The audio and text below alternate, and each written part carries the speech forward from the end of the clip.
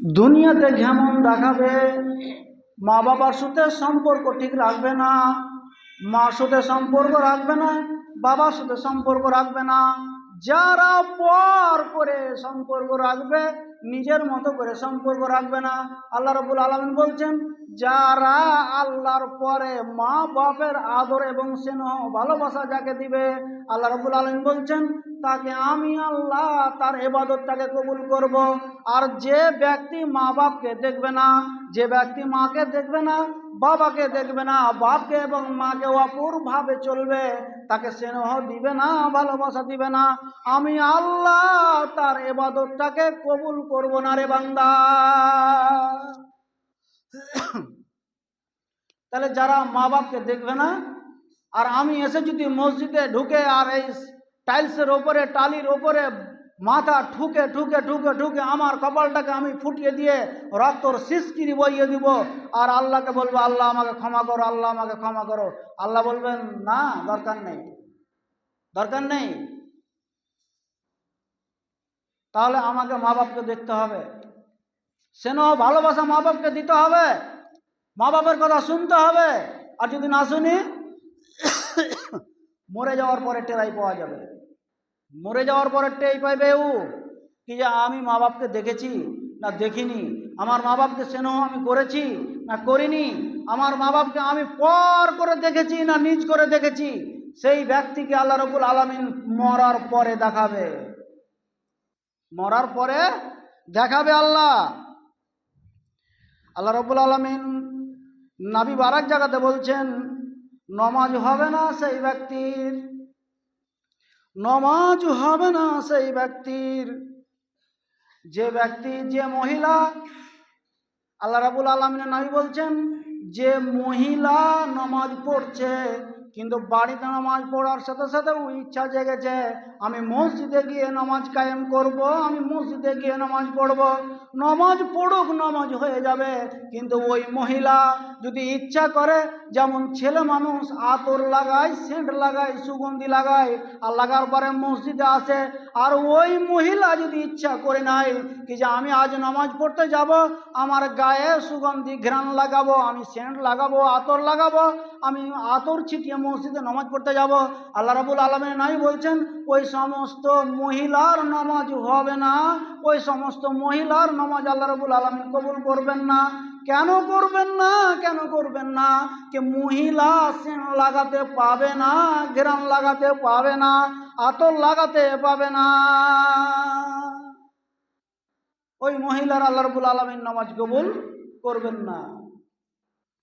আর এক মহিলার নামাজ আল্লাহ রাব্বুল আলামিন কবুল করবেন না, যে মহিলার ব্যাপারে বলা হয়েছে তাকে পর্দাশীল হয়ে নামাজ পড়তে হবে, মাথায় চাদর চাপিয়ে নিয়ে নামাজ পড়তে হবে, মাথায় ওড়না চাপিয়ে দিয়ে নামাজ পড়তে হবে, নামাজের অবস্থাতে তার খোলামেলা জায়গা থাকবে কতখানি, মুখমণ্ডলটা খোলা থাকবে, হাতের কবজি থেকে নিয়ে এটুকু খোলা থাকবে। কোনো রাওয়ায়াতে এসেছে, কোনো মুফাসসির বলেছেন পাঁচতলা অবধি ঢাকা থাকবে, পাঁচতলা অবধি ঢাকা থাকবে। কেউ কেউ বলেছে গোড়ালির নিচেখানটা যদি ফাঁকা থেকে যায় তার নমাজ হয়ে যাবে। ওই সমস্ত মহিলার নমাজ হবে না যে সমস্ত মহিলারা নমাজ পড়তে গিয়ে মাথার চুল উদাম করে দিবে, ওই সমস্ত মহিলার নমাজ হবে না। যে মহিলা গেলার প্যাট দেখা যাবে, পিঠ দেখা যাবে, কাহিনা দেখা যাবে, যাদের পর্দাহীন হয়ে যাবে, যারা পর্দা চিনবে না, পর্দা মানবে না, ওই সমস্ত মহিলার নামাজ হবে না, রাসূল স্পষ্ট হাদিসে বলছেন। তাহলে আমাদের নামাজ কেন কবুল হয় না? কেন আমরা বলি আল্লাহ আমার নামাজ মনে হয় কবুল করে না? কেন বলি আল্লাহ আমার দোয়া কবুল করেনি মনে হয়? কেন করেনি? কেন করে না? কেন করে না? সে কথাটা কি নিজের আত্মাটাকে জিজ্ঞেস করেছেন? কেন করে না আল্লাহ আমার নামাজকে কবুল? আমার আত্মাটাকে কি জিজ্ঞেস আমি করেছি? করিনি। আমি কি আল্লাহকে প্রশ্ন করতে পারছি, হে আল্লাহ তুমি আমার দোয়াটাকে কবুল করো, আমার পরিবারটাকে ভালো করো। আমার সন্তানটা আজ মালদা মেডিকেল সদরে হাসপাতালে ভর্তি হয়ে আছে, কিডনি ডাউন হয়ে গেছে। হে মালিক আল্লাহ, আমার বাচ্চাটাকে আল্লাহ তুমি সুস্থ করো, তার কিডনিটাকে ভালো করো। আমি সেই দিন, সে সময়, সে টাইমে এসে আল্লাহর কাছে হাত তুলে কেঁদে কেঁদে কেঁদে কেঁদে দোয়া করি। তা আল্লাহ রাব্বুল আলামিন নাই বলছেন, ওর নামাজ অতদিন অবধি হবে না, ওর নামাজ অতক্ষণ অবধি কায়েম করা যাবে না। আল্লাহ অতক্ষণ অবধি তার নামাজকে নিবেন না যতক্ষণ অবধি তার পবিত্রতা না হবে। তার মানে উজু অতক্ষণ অবধি আমার কমপ্লিট যদি না হয়, তাহলে আল্লাহ রাব্বুল আলামিন আমার নামাজ আল্লাহ নিবেন না আমার কাছ থেকে। তাহলে আমাকে উজু আগে পরিষ্কার করতে হবে। আমরা বলি আমার বয়স হয়ে গেল, 80 বছর বয়স, 70 বছর বয়স হয়ে গেল, 50 বছর হয়ে গেল, আমার নমাজকে আল্লাহ রাব্বুল আলামিন আমি এত আল্লাহর কাছে আরজি করছি, হে মালিক আল্লাহ, আমার দেহ থেকে সমস্ত অসুখকে তুমি উড়িয়ে দাও, আমার দেহ থেকে আল্লাহ তুমি সমস্ত অসুখকে হারিয়ে দাও। তুমি ডাক্তারের ডাক্তার, তুমি সার্জন, তুমি কবিরাজ, তুমি গায়েবের মালিক আল্লাহ, তুমি আমার অসুস্থকে সারিয়ে নাও। তাহলে আমার অসুস্থকে আল্লাহ সারান না কেন? কেন সারাই না? কেন সারাবে না? আল্লাহ সারাবেন।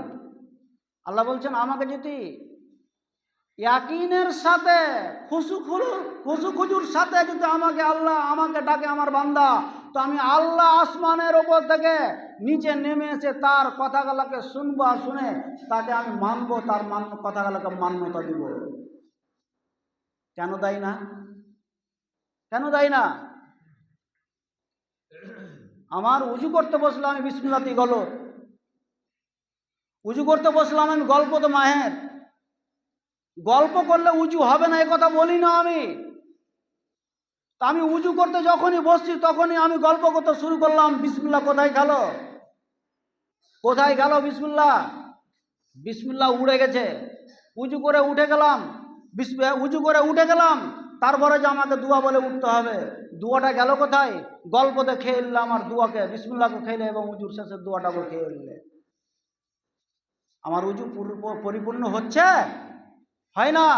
আর এই পরিপূর্ণ উজু না হওয়ার কারণে আল্লাহ আমার কথাকে, আপনার কথাকে গ্রাহ্য করে না, লাই না, এবং আল্লাহ রাব্বুল আলামিন আমার কথাকে মানে না, আপনার কথাকে মানে না। তা আমি বুঝতে পারি না কেন আল্লাহ আমার কথা লাই না এবং মানে না। সবই জানছি আর সবই মানছি, তারপরও কেন আমরা বুঝি না? আল্লাহ রাব্বুল আলামিন, আল্লাহ রাব্বুল আলামিন আমাদের ওপরে সন্তুষ্ট হচ্ছেন না কেন? কেন সন্তুষ্ট হচ্ছেন না?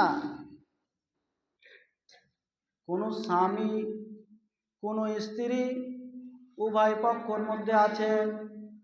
আমি শুধু বলি না, আমাদের ভিতরে স্বামী স্ত্রীর ঝগড়া হয়, আল্লাহ রসুলের হয়নি, আল্লাহ রসুলের হয়েছে মায়েদের সাথে। আল্লাহর নবীর যখন বনবনট হয়ে গেল, রাসূল মসজিদ থেকে বাড়ি যেতেন না। তেমনি আমাদেরও সাথে, আমরা দুধের ধোয়া ফেরেশতা নই, আমরা দুধের ধোয়া মানুষ নই। আমার স্ত্রীর সাথে আমার গন্ডগোল হয় না, আমার বাপের সাথে আমার মায়ের গন্ডগোল হয়নি, এরকম কথা নয়। কিন্তু আমি মা এবং বোনদেরকে বলি, এবং বাবাদেরকে বলি, ভাইদেরকে বলি, কথাগুলোকে ভালো করে বুঝে রাখুন।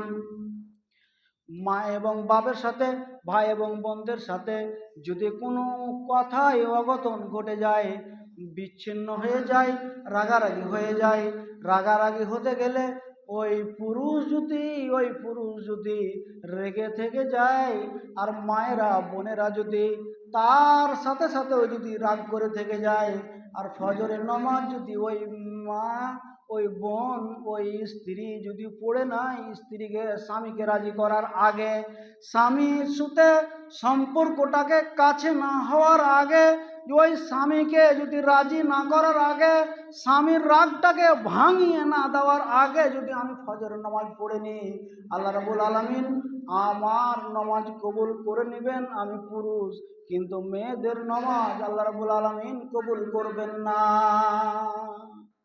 মেয়েদের নামাজ আল্লাহ কবুল করবে না যতক্ষণ অবধি মেয়েরা স্বামীকে রাগ না মানাবে। হয় আমাদেরও হয়, সব মা এবং বোনদের হয় এবং বাবাদেরও হয়। কেউ বুকে হাত দিয়ে বলতে পারবে না আমার স্ত্রীর সাথে আমার কথা কাটাকাটি হয়নি, আমার স্ত্রী আমার সাথে কথা কাটাকাটি করেনি, এরকম কেউ বলতে পারবেন না। তারপরেও মা এবং বোনদেরকে মানিয়ে নিতে হবে। এই কারণে আমাদের নামাজ আল্লাহ রাব্বুল আলামিন কবুল করেন না, এই কিছু কিছু কিছু কিছু ভুল ত্রুটি থাকার কারণে। সময় পার হয়ে যাচ্ছে, কয়েকটা পয়েন্ট নিয়েছিলাম আমি, শুধু নামাজ কবুল হয় না কেন, ওই কারণেই।